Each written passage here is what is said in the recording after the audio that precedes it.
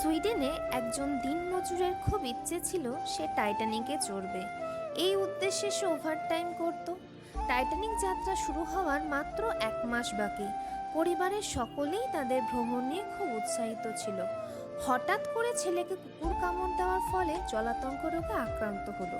ডাক্তারের পরামর্শ অনুযায়ী ছেলেকে 6 মাস বাড়ির কোথাও নেওয়া যাবে না। পরিবারের সকলেই খুব কষ্ট পেল। তাদের এতদিনের ইচ্ছের জন্য সে দিন রাত পরিশ্রম করছিল, এখন সব জলে। 1912 সালে টাইটানিক যাত্রা শুরু করলো। দিনমজুরটি প্রতিদিন তার সন্তানকে বকা দিত এবং তার স্বপ্ন ভাঙার জন্য অভিশাপ দিত।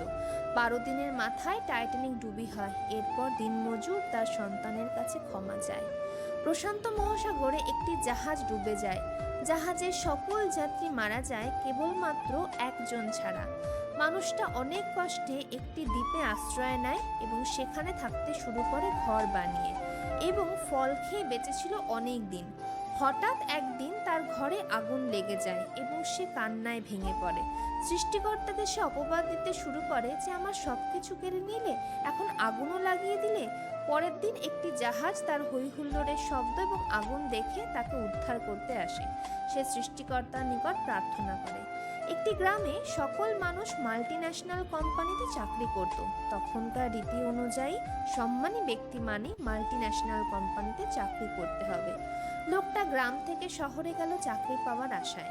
এত শিক্ষিত না হওয়ার কারণে সে সুবিধা করতে পারছিল না। পরবর্তীতে সে একটি মাল্টিন্যাশনাল কোম্পানিতে সুইপারের কাজ পায়। সব ফর্মালিটি শেষ, এখন কেবল জয়েন করবে। কোম্পানি তাকে তার ইমেল অ্যাড্রেস দিতে বলে। তখনকার সময় সকল কর্মকর্তাদের ইমেল অ্যাড্রেস দেওয়া ছিল বাধ্যতামূলক। তার কোনো ইমেল ছিল না, ফলে সে চাকরিতে জয়েন করতে পারেনি। রাগে দুঃখে সে পণ করে বসে যে সে আর চাকরি করবে না। গ্রাম থেকে নিয়ে আসা টাকা দিয়ে সে ব্যবসা শুরু করে।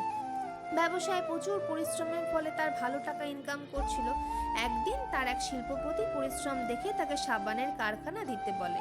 সে ঋণ নেয় এবং জমানো টাকা দিয়ে সাবানের কারখানা স্থাপন করে। কয়েক বছর পর তার সাবানের কারখানা দেশের প্রতিটি রাজ্যে শাখা খুলে ফেলে এবং তাকে বানিয়ে দেয় কোটিপতি। এলিকো নামের একটি বীমা কোম্পানি তার বীমা করার জন্য তার কাছে যায়। এলিকোর এজেন্ট তাকে ফর্ম পূরণ করতে বললে তিনি বলেন, আমার কোনো ইমেল অ্যাড্রেস নেই। এই কথা শুনে এজেন্ট অবাক হয়ে যায়। তিনি বলেন, আপনার ইমেল অ্যাড্রেস ছাড়া আপনি কোটি টাকার মালিক? আপনার ইমেল অ্যাড্রেস থাকলে তো আপনি বিশ্বের 1 নম্বর ধনীপতি হয়ে যেতেন। তিনি হেসে জবাব দেন, আমার ইমেল অ্যাড্রেস থাকলে আমি হয়তো সুইপার হতাম, তাই আজ পর্যন্ত ইমেল খুলিনি। সৃষ্টিকর্তা যা করেন ভালোর জন্য করেন। জলাতঙ্ক রোগাক্রান্ত না হলে দিনমজুরটি হয়তো তার গল্প বলার জন্য বেঁচেই থাকতেন না। ঘরে আগুন না লাগলে মানুষটি হয়তো কখনো উদ্ধার পেতেন না। ইমেল আইডি না থাকলে লোকটি হয়তো শিল্পপতি না হয়ে সুইপারের চাকরি করত। সৃষ্টিকর্তা আমাদের কখনো নিরাশ করেন না।